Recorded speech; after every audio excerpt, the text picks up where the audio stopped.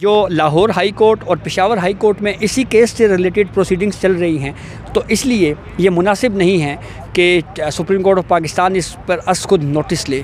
तो इस पूरे प्रोसेस को अगर सामने रखा जाए तो 2 मई से पहले पंजाब और खैबर पख्तूनख्वा में इंतखाबात नहीं हो सकते। जब असम्बली तहलील हो जाए तो फिर 90 दिनों के अंदर अंदर इंतखाबात करवाए जाने चाहिए।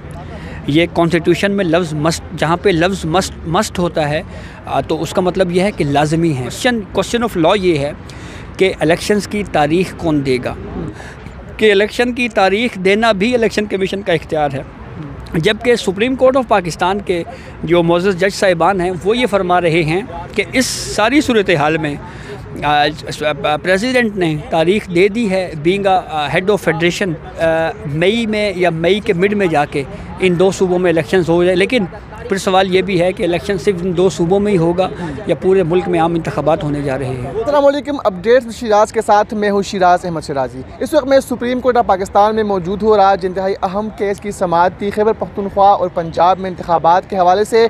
जानज़ेब भाई के पास जाऊँगा, उनसे तमाम तफसीलात लूँगा। सर, बग़ैर वक्त ज़ाया किया तो सवाल करूँगा कि क्या क्या हुआ आज, तीसरी समाअत थी आज के इस अहम केस की, कमरे अदालत में आप मौजूद थे, क्या क्या हुआ? बहुत शुक्रिया शिराजी। सबसे पहले तो बेंच की कंपोजिशन अचानक से चेंज हुई और ये एक बड़ी ख़बर थी और बिलखुसूस पीडीएम की तरफ से ये एतराज़ था कि जस्टिस एजाजुल एहसन और जस्टिस मुज़ाहिर अली अकबर नकवी इस केस को ना सुने।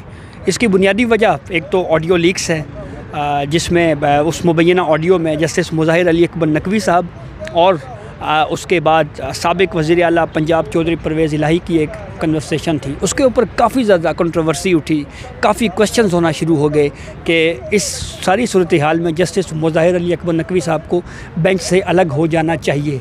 दूसरा एतराज़ था जस्टिस एजाजुल एहसन साहब पे कि साबिक CCPO लाहौर के केस में एजाजुल एहसन साहब 2 रुकनी बेंच में के हेड कर रहे थे और वो अपना ओपिनियन दे चुके थे। तो इसलिए ये ज़रूरी समझा गया कि उन 2 जज साहिबान को भी अलग कर दिया जाए।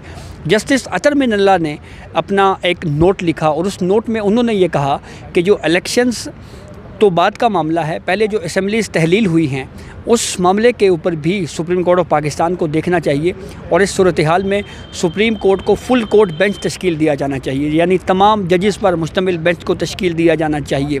और मेरी दानिश में ये दरख्वास्तें काबिल समात ही नहीं है, ये मुस्तरद होनी चाहिए।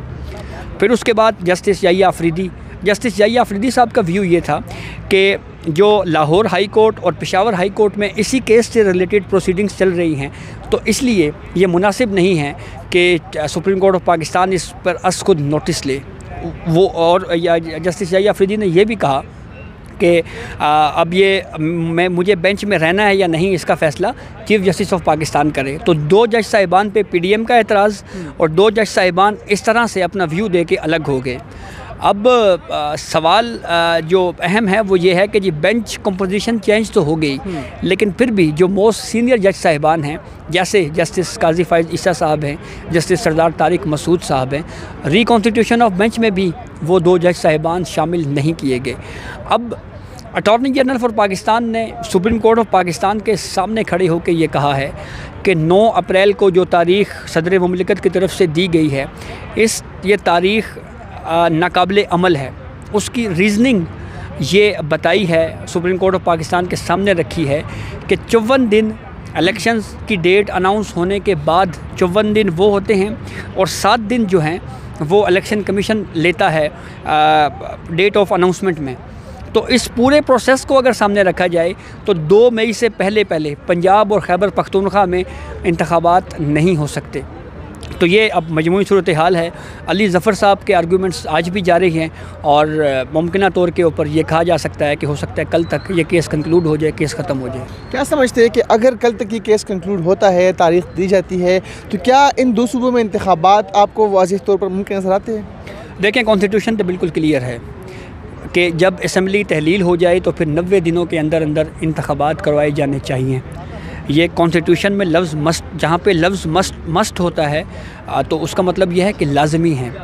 जहाँ पे कॉन्स्टिट्यूशन में लफ्ज़ में आया है वहाँ पे मैंडेटरी नहीं है। तो यहाँ पे 90 दिन के अंदर अंदर इंतखाबात करवाया जाना जो है ये आईन पाकिस्तान ने क्लियर किया है। अब यहाँ पे क्वेश्चन ऑफ लॉ ये है कि इलेक्शंस की तारीख़ कौन देगा, अली ज़फ़र ने आज आर्गूमेंट से ये साबित किया है कि इलेक्शंस का जो पूरा प्रोसेस है उसकी ज़िम्मेदारी इलेक्शन कमीशन के ऊपर है। तो जहाँ पे प्रोसेस का मतलब है, प्रोसेस का जिक्र है, तो प्रोसेस का मतलब ये हुआ कि इलेक्शन की तारीख़ देना भी इलेक्शन कमीशन का इख्तियार है। जबकि सुप्रीम कोर्ट ऑफ पाकिस्तान के जो मोअज़्ज़ज़ जज साहिबान हैं वो ये फरमा रहे हैं कि इस सारी सूरत हाल में प्रेसिडेंट ने तारीख़ दे दी है बीइंग हेड ऑफ फेडरेशन, तो इसीलिए अब वो कंटिन्यू होगी। लेकिन अटॉर्नी जनरल उस तारीख़ को मान नहीं रहे, तो लग रहा है कि शायद मई में या मई के मिड में जाके इन 2 सूबों में इलेक्शंस हो जाए। लेकिन फिर सवाल ये भी है कि इलेक्शन सिर्फ इन 2 सूबों में ही होगा या पूरे मुल्क में आम इंतखाबात होने जा रहे हैं। Thank you so much sir.